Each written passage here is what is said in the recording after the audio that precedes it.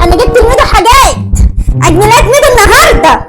انا جبت لميدو رقم 1 عشان النهارده عيد ميلاده وكمل سنه، وجبت له لعبه العربيات دي شكلها حلو قوي عشان يلعب بيها. دلوقتي بقى هسيب دول هنا وانزل اساله على التورته عشان اجيبها له واحتفل بعيد ميلاده.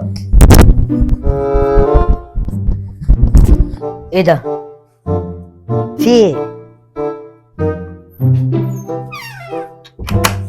هما فاتحين الباب كده ليه؟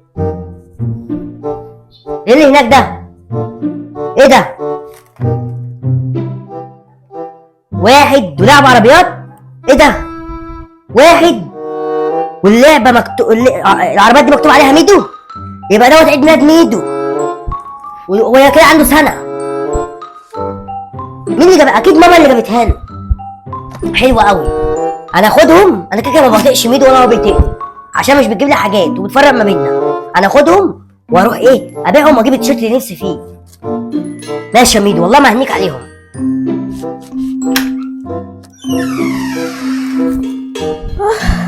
انا قلت للراجل بتاع التورته يجيبها لي، يا رب ما يتاخر قبل ما يجوا اصحاب ميدو. ايه ده؟ يا نهار ابيض! ممكن يكون ميدو هو اللي خدهم وبيلعب بيهم.